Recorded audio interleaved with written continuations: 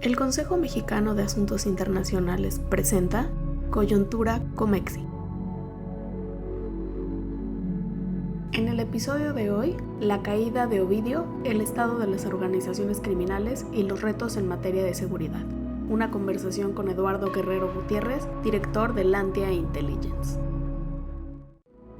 ¿Quién es Ovidio Guzmán? ¿Por qué la historia de sus detenciones es importante? ¿Y qué representa para el panorama de las organizaciones delictivas transnacionales que operan en México? Bueno, Ovidio Guzmán es uno de los varios hijos de Joaquín El Chapo Guzmán, el célebre capo mexicano que fue cabeza del Cártel del Pacífico, Cártel de Sinaloa durante muchos años, junto con Mayo Zambada. Y la relevancia de este personaje, más que de carácter, digamos, de gran influencia en el mundo criminal, pues se debe en primer lugar a su apellido Guzmán, el ser hijo del Chapo, digamos, ya lo coloca en le da una importancia alta, digamos, en el mundo criminal, y además es, digamos, tristemente célebre para el gobierno mexicano porque en un operativo en 2019 en donde fue capturado, se le tuvo que liberar por orden del propio presidente, dadas las presiones que recibió en territorio, en campo, el ejército mexicano para soltarlo en el mismo Culiacán. Eh, las amenazas consistieron en agredir a otras personas si no era liberado, ¿no? Y el presidente dio este argumento para dar esa orden de que soltaran al capo en ese año, ¿no? Entonces, a partir de ahí quedó un tanto estigmatizada la imagen del presidente frente a un segmento de la opinión pública como una autoridad que estaba dispuesta a soltar a criminales de alto nivel si, bueno, si era presionado, ¿no? Y eso me parece que le ha costado mucho en términos de reputación, de la propia reputación de su estrategia de seguridad, que ha visto en el círculo rojo es considerada una estrategia fallida y además sumamente complaciente, omisa, blanda contra los grupos criminales, ¿no? Entonces me parece que esta captura de hace unos días, arrancando 2023, sin duda está pensada en primer lugar para reivindicar la figura presidencial. En segundo lugar, dada la celebridad, digamos, del capo, me parece que tiene fines propagandísticos y de carácter político electoral, dado que ya estamos pues en un año antes de la elección presidencial. Me parece que este tipo de arrestos vamos a verlos con más frecuencia durante este año, y más que para debilitar a las organizaciones cuyo, digamos, debilitamiento pues es bastante objetable, eh, me parece que sí va a estar dirigida la estrategia más con fines proselitistas, ¿no? Eh, Hace apenas también unas cuantas semanas se capturó a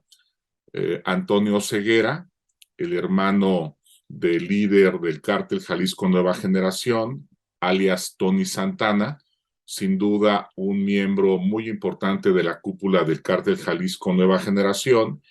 Y hace también, hace algunos meses, en marzo de 2022, se capturó a Gerardo Treviño, el líder del cártel del Noreste, que es probablemente el tercer cártel en importancia en México. Es un cártel que se generó después de la escisión del cártel del Golfo y de los Zetas, y que tiene presencia en varios estados al norte del país. Y, por cierto, esa captura de Gerardo Treviño se realizó un día antes, me parece que fue el 13 de marzo, y el 14 de marzo llegó a México Alejandro Mayorkas, el secretario de Homeland Security. Entonces también vemos ahí cómo el gobierno, digamos, dentro de sus márgenes de decisión, considera el timing, ¿no? El momento, la oportunidad de este tipo de decisiones importante y busca que sean muy cercanas a la visita de autoridades de alto nivel de Estados Unidos. Me parece que para colocar este tipo de acciones en la mesa de negociaciones y un poco mostrarle al gobierno de Estados Unidos que sí hay una convicción importante que se corrobora en hechos de perseguir y debilitar a las grandes figuras criminales del país, ¿no? Por lo menos durante 2022, en donde nosotros aquí en Lante Intelligence registramos un aumento considerable de alrededor del 25% de jefes al interior de las células criminales, sobre todo jefes operativos, jefes logísticos y jefes de sicarios. Pues sí ha habido un cambio, digamos, de estrategia durante 2022 y parece que durante 2023 este número de capos arrestados va a continuar creciendo, y como decía yo, sobre todo pensando en una estrategia de carácter político electoral, ¿no? Aparte de los posibles temas políticos y electorales, ¿qué efectos tienen este tipo de detenciones y qué no se logra con ellas? Las capturas de capos, que ha sido la estrategia, digamos, privilegiada desde que se echó a andar esta ofensiva contra los cárteles mexicanos, eh, pues empezó justamente el 11 de diciembre de 2006, en donde lanza a Felipe Calderón un operativo muy agresivo en Michoacán, con buenos resultados, y un poco que se engolosinó con esa estrategia, dado esos buenos resultados iniciales en Michoacán, donde bajó la violencia después de realizar arrestos muy importantes a la familia michoacana en esos tiempos, y después empezó a arrestar líderes de otros cárteles, y ya digamos que el tiro le salió por la culata porque empezaron a aumentar de manera desmedida los indicadores de homicidio, de extorsión, de secuestro y otros más. México no ha podido, digamos, robustecer sus agencias de inteligencia lo suficiente para poder infiltrar a los cárteles y para poder tener información confiable que le permita dar golpes mucho más contundentes a, digamos, las cúpulas criminales, en donde veamos arrestos, pues, de decenas de directivos de los cárteles, ¿no? Como lo hacen, por ejemplo, en Estados Unidos, ¿no? Entonces, esas fallas de carácter, esa debilidad institucional que tenemos en materia de inteligencia ha continuado, me parece una especie de debilidad crónica, y entonces dependemos también mucho de la inteligencia de Estados Unidos, que muchas veces me parece que condiciona la entrega de esa información relevante a cambio de que hagamos arrestos que a ellos les favorecen por razones estratégicas vinculadas al interés nacional de Estados Unidos, ¿no? Cuando ellos, por ejemplo, detectan que hay algunos capos, digamos, en Chihuahua, en Nuevo León, en Coahuila, en Baja California, que están aumentando sus exportaciones de ciertas drogas sintéticas o de amapola o de marihuana o de algunos opioides a Estados Unidos y identifican a ese capo, al líder de esa banda, le solicitan al gobierno mexicano que coopere, por favor, con el arresto y nos dan todos los datos y señas para que logremos hacer ese arresto. El gobierno mexicano generalmente, me parece, y sin calcular las consecuencias de esos arrestos, ha tenido una actitud cooperativa con el gobierno de Estados Unidos, aunque a veces esos arrestos nos han generado olas de violencia tanto a nivel municipal como estatal como regional, y ha sido a veces contraproducente. Entonces, de lo que se trata, me parece, es de que nosotros tengamos las capacidades para calcular las consecuencias de estos arrestos de alto perfil y las hagamos de tal manera que no nos generen más daño acá adentro, y ahí, digamos, podamos empatar el interés nacional de Estados Unidos con el interés nacional de México, ¿no? Por lo que corresponde a esta última captura de Ovidio, el mundo criminal mexicano ha ido, digamos, cambiando. Es un mundo en donde ya tenemos alrededor de 450 organizaciones de distinto tipo, mafias locales, como tú mencionabas en algún momento, organizaciones medianas. Ya los únicos dos grandes cárteles con presencia nacional son Cártel Jalisco Nueva Generación y el Cártel de Sinaloa. De manera que, siendo Ovidio una pieza importante, un operador importante del Cártel de Sinaloa, su arresto sí podría tener consecuencias en el corto plazo, sobre todo en aquellos lugares donde él tenía una gran relevancia operativa. Parece que él tenía efectivamente gente en varias ciudades del país, ¿no? Ahorita solo recuerdo, por ejemplo, Mexicali, San Luis Río Colorado, nosotros detectamos, por ejemplo, que gente de Ovidio estuvo detrás de un enfrentamiento que hubo hace unos pocos meses en Topilejo, en donde se tuvieron que cerrar la carretera México-Cuernavaca. Entonces, yo creo que sí va a tener esto algunos efectos. Bueno, para empezar, ya tuvo unos efectos muy nefastos en el propio operativo, que salió carísimo en vidas humanas, y donde, según las cifras oficiales, perdieron la vida 10 miembros del ejército mexicano y 19 civiles. Sin embargo, dadas las demostraciones, protestas, eh,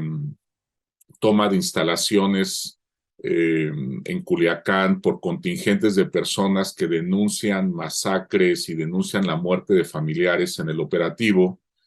probablemente el número de víctimas sea mayor. Entonces, ahí ya tenemos un primer, digamos, saldo negativo de este arresto. Eh, Habría que preguntarse si es inevitable este número de pérdidas humanas en un operativo que se calculó con todo tiempo, digamos que hubo un trabajo de planeación y hubo un trabajo conjunto de varias agencias de gobierno federal y estatal, seguramente, y obviamente de la inteligencia de Estados Unidos. A mí me parece que, dado que hubo tiempo, planeación, se pudieron pensar todos los detalles de la estrategia, sí fue un desastre que haya muerto tanta gente, ¿no? Y nos habla mucho también de la vulnerabilidad del ejército mexicano, ¿no? De su muy limitada capacidad para este tipo de operativos, ¿no? Yo creo que entonces estamos un tanto condenados en el corto plazo a este tipo de arrestos de miembros aislados de las cúpulas, que tendrán efectos solamente de carácter momentáneo en el corto plazo, pero como tú bien lo indicas, en el mediano y largo plazo no, pues, no le generan un problema mayor a los cárteles. Finalmente, estas personas son reemplazables, y el gran daño que causan los cárteles, si lo queremos ir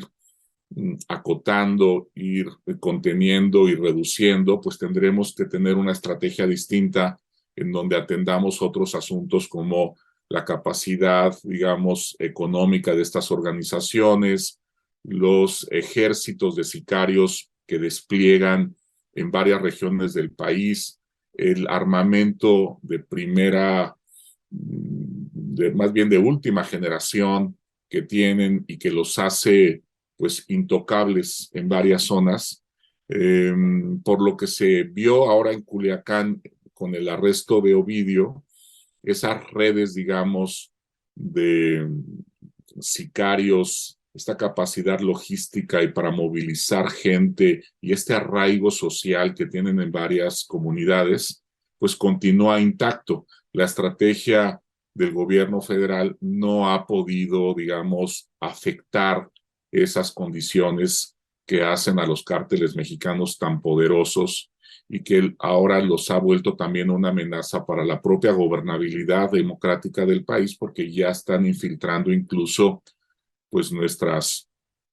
instituciones electorales y ya se han posicionado también como decisores en los procesos de elección de candidatos, ¿no? De elección popular, lo cual pues ya también nos abre un nuevo resquicio, digamos, de riesgo en donde ya tengamos estoy hablando en el ámbito local, tengamos a miembros de organizaciones criminales fungiendo como candidatos, muchos de ellos seguramente triunfarán en las elecciones locales y empezarán a gobernar ya de manera formal, ya lo hacen de facto en algunas zonas. Ahora formalmente ellos detentarán el poder político durante el periodo que les asigna la ley como alcaldes o como miembros de un ayuntamiento, ¿no? De un cabildo, ¿no? Entonces eso también pues me preocupa mucho. En las últimas décadas se observó un cambio cualitativo en la actividad del narcotráfico después de que las organizaciones dedicadas al trasiego introdujeran el uso de brazos armados y con ellos incrementos sustantivos en la violencia, así como la incursión a otras actividades delictivas. En el estado actual de las cosas, ¿qué puede esperarse de continuidad o cambio en la dinámica de las organizaciones delictivas y del combate contra ellas? Yo creo que quien perfeccionó los métodos violentos en una organización criminal en México fueron sin duda los Zetas, ¿no? Y por ello ellos se convirtieron en un blanco prioritario al final de la administración de Felipe Calderón, en donde en un par de operativos militares que se echaron a andar el segundo semestre de 2011, los operativos Lince Norte y Escorpión,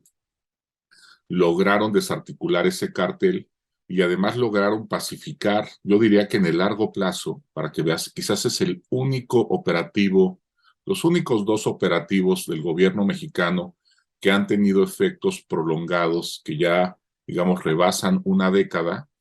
que fueron estos dos operativos. Creo que a la cabeza de estos operativos iba la Marina, incluso, y bajaron los niveles de violencia considerablemente en Tamaulipas, en Coahuila, en San Luis Potosí, incluso hasta Durango tuvo un efecto a la baja, Veracruz, fue muy impresionante y ahí, digamos, se innovó por parte del gobierno mexicano en cómo atacar a un cártel. Quizás recuerdes que ellos se fueron primero atacaron la infraestructura de comunicación del cártel, luego fueron contra jefes policiales que les ayudaban, que los informaban, que les daban inteligencia, luego se fueron incluso contra las parejas sentimentales de los cárteles, de los sicarios, ¿no? Hubo muchas mujeres asesinadas, y muchas otras amenazadas para que rompieran cualquier nexo con los sicarios de los Zetas. Y luego pues echaron a andar obviamente también una ofensiva militar. Por cierto, muchos soldados iban encubiertos, y fue brutal, fue brutal, ¿no? Seguramente también perdieron la vida mucha gente inocente y ahora se están descubriendo en muchas fosas clandestinas, pues los cuerpos de mucha gente que murió durante ese momento, que además después llegó Duarte a la gubernatura de Veracruz y también echó a andar una estrategia de aniquilamiento con el apoyo de la Marina de los Zetas en la entidad, ¿no? Total que si nosotros revisamos las cifras de homicidios que estaban, digamos, en 2010, 2011, en esa zona, y vemos cómo evolucionaron en los últimos años, vemos que el efecto a la baja de esos operativos fue impresionante, ¿no? Y que aún ahora, muchos años después, ¿no? 10 años después, pues está, 11 años después, está todavía muy por debajo de los niveles que alcanzaron en esa época, ¿no? Entonces, eso habría, digamos, que analizar de manera fría, sin, no apasionada, cómo, digamos, de esos operativos, qué habría que rescatar para los operativos que se están realizando ahora, si lo que nos interesa genuinamente es la reducción de la violencia, ¿no? Porque sin duda han sido los más exitosos, ¿no? Ahora, los brazos armados, como tú bien mencionabas, después de, digamos, el ejemplo que dieron los Zetas, fueron replicados por varias organizaciones medianas y pequeñas. Me parece que Cártel Jalisco sí rescata ese elemento de brazo armado, sobre todo con el grupo élite que tiene, pero me parece que Jalisco también tiene este otro brazo negociador, no tiene mano izquierda, digamos. Es una especie de híbrido entre el Cártel de Sinaloa, para quien trabajó muchos años, y los Zetas, ¿no? Lo que ha hecho también muy distintivo a Cártel Jalisco es su estrategia de expansión territorial muy agresiva desde 2014. Ellos hicieron rápidamente del negocio de robo de combustible una gran industria y los volvió sumamente prósperos durante el sexenio de Peña Nieto,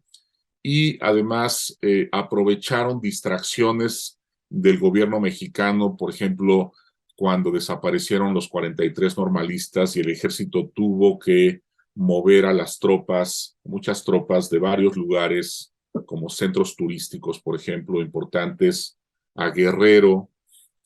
o cuando empezaron las protestas contra la reforma educativa a finales del sexenio de Peña Nieto. La CENTE sobre todo movilizó mucha gente en Chiapas, Oaxaca, Guerrero, Michoacán, y eso también fue aprovechado por Cártel Jalisco para expandirse de manera muy veloz y muy eficaz para sus intereses durante esos años, ¿no? Por eso terminó tan mal también el sexenio de Peña Nieto, con niveles de violencia que no se habían visto hasta ese momento. No solo el último año de Peña, el homicidio aumentó 17%, y más o menos se ha mantenido en ese nivel con una ligera, muy moderada tendencia a la baja durante el último año, ¿no? Donde el homicidio bajó 6%. Entonces, eh, ha sido muy decepcionante la estrategia de contención y reducción de violencia de esta administración. No creo que vaya a tener logros mayores en este rubro en lo que resta del sexenio, porque ya viene también la parte electoral, y por lo que hemos visto con este presidente, eso es lo que más le interesa. Sin duda, su prioridad es ganar elecciones, más allá de aliviar algunos problemas sociales importantes, ¿no? Eh, entonces, continuamos, digamos, con esta vieja estrategia a la antigüita de estar arrestando líderes famosos que ahora pueden tener un buen impacto en las preferencias electorales en este último año. El presidente va a intentar mostrar que él nunca fue cómplice ni fue omiso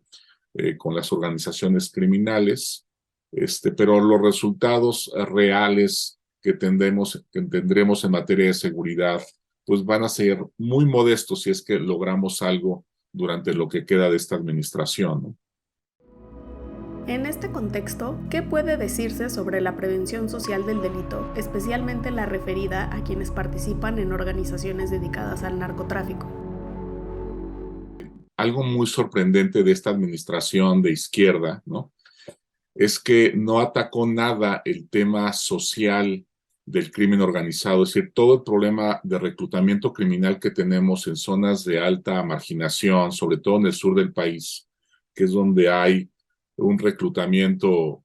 muy numeroso de sicarios, y en donde uno pensaría que un gobierno de izquierda justamente tendría programas muy ambiciosos de prevención social de la violencia para evitar este tipo de reclutamiento, pues no ha sucedido, ¿no? Y por cierto, otra medida que anunció el presidente López Obrador y que nunca se concretó, pero que fue para él muy redituable durante su campaña, fue una promesa de amnistía que me parece que hizo en Badiraguato durante la campaña de muchos jóvenes que estaban arraigados en varias cárceles estatales y municipales, acusados del cultivo de estupefacientes, pero que no tenían, digamos, acusaciones por violencia, por actos violentos. A mí me parece una gran idea, plenamente justificable, la amnistía a todos estos jóvenes, que son muchos, en toda esa región, no solamente en Sinaloa, sino en varios estados del occidente del país, pensando, digamos, en la presencia del cártel, donde es más robusta la presencia del cártel de Sinaloa, que es en esa costa del Pacífico, pero que fue muy redituable electoralmente, ¿no? Muy rentable la promesa. Muchas mamás seguramente dijeron, híjole, qué emoción que mi hijo finalmente va a salir de la cárcel, porque él no es un delincuente, no es una persona violenta, y solamente lo encerraron por estar cultivando, cuando en muchas comunidades no hay vías alternativas de supervivencia más que colaborar con estas organizaciones justamente en el cultivo de amapola y de marihuana, ¿no? Entonces, tanto esa promesa de amnistía que nunca se concretó, como el hecho de que no se hayan implementado programas sociales para reducir el reclutamiento de sicarios, sí es, digamos, muy decepcionante de un gobierno que se presume de izquierda ante la opinión pública, ¿no? ¿Qué significaría la extradición de Ovidio a Estados Unidos, especialmente considerando lo lastimada que se ha visto la cooperación bilateral en materia de seguridad? ¿Y por qué son importantes las extradiciones de estos jefes para Estados Unidos? Sin duda, la relación con Estados Unidos tuvo un gran deterioro después del arresto de Cienfuegos, ¿no? El hecho de que hubiera ahí poca comunicación, que al parecer solo le avisaran al presidente en último minuto del arresto, eh, y el impacto que tuvo este arresto al interior de las Fuerzas Armadas, porque se trataba, pues yo creo sin duda, del miembro del ejército más condecorado, con más años de carrera, que había sido secretario de Defensa Nacional en el sexenio previo, pues sí fue tremendo el golpe, ¿no? Sin duda el ejército presionó muy fuerte al presidente López Obrador, y le solicitó seguramente al canciller Ebrard que hiciera las gestiones necesarias de carácter político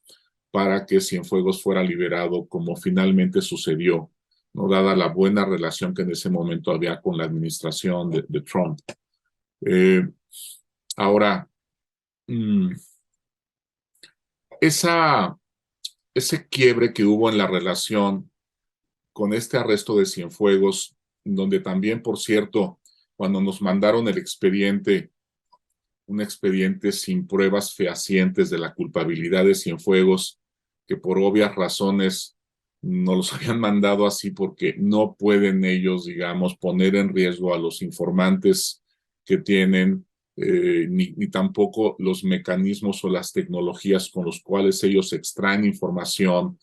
en su trabajo de inteligencia. Pues nos mandaron un expediente, pues que en realidad era basura, ¿no? La indignación que tuvo ahí el gobierno mexicano, y después sus medidas para supervisar de una manera muy estrecha a los agentes de inteligencia de Estados Unidos en territorio mexicano, pues eso sí, digamos, colocó o generó un impasse en la relación diplomática entre tantos países en el área de seguridad, que solo después, yo creo que de un año, año y medio, empezó a aliviarse con la iniciativa esta que se echó a andar, Bicentenario, en donde colocaron nuevas prioridades en la agenda, una agenda que era muy dispersa y que no tenía impacto. Quisieron enfocarla sobre todo al tema de las armas y al tema de la reducción del homicidio, que por cierto, tampoco veo yo que se haya avanzado mucho en estos temas, ¿no? En el cártel de Sinaloa, como en cualquier cártel mexicano, sí hay mucho miedo de ser extraditado a Estados Unidos. ¿Por qué? Pues porque allá sí funcionan las instituciones penitenciarias y de seguridad, no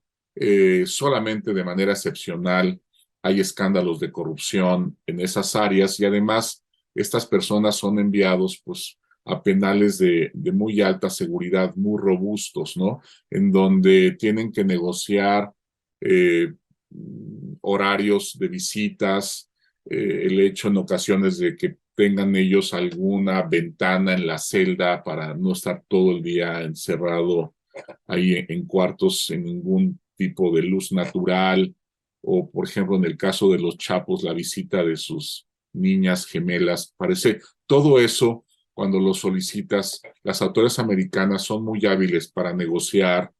la entrega de inteligencia a cambio de este tipo de favores, ¿no? Entonces, son muy eficaces los americanos para exprimir la inteligencia de estos extraditados. Y no solo eso, además, se les expropian o decomisan muchas propiedades que luego son vendidas para financiar estos mismos juicios. Entonces también hay todo un daño patrimonial importante a los líderes criminales, ¿no? Básicamente aquí la idea es que los ciudadanos americanos no tienen por qué estar financiando estos procesos judiciales tan largos contra criminales mexicanos y que un castigo que se les debe infligir a estos criminales es que ellos mismos con las propiedades que han acumulado financien el proceso judicial, ¿no? Y obviamente esto afecta también pues, a todo el clan en sus propiedades, etcétera. Finalmente, también se les solicita a estos capos que den nombres de personas cercanas en su círculo de amistades para que haya un acercamiento de autoridades americanas con ellos y funjan como informantes al gobierno de Estados Unidos, a las autoridades de Estados Unidos, ¿no? Puede ser la DEA, puede ser el FBI, etcétera. Y de esta manera, durante las últimas, yo diría, 2 décadas, el gobierno de Estados Unidos ha creado una red impresionante de informantes eh, en todas las organizaciones criminales de relevancia en el país, ¿no? Por eso es que ellos tienen mucho mejor inteligencia sobre la vida interna de los cárteles que México. México no ha podido infiltrarlos. Cuando ha sucedido, inmediatamente se ha transmitido la información a los liderazgos de los cárteles y estos infiltrados son asesinados pocas semanas o meses después de haber logrado, digamos, entrar en la cúpula criminal, ¿no? Entonces, pues esa es una tarea pendiente que tenemos en México para mejorar nuestra inteligencia y nuestra capacidad de debilitar al crimen organizado.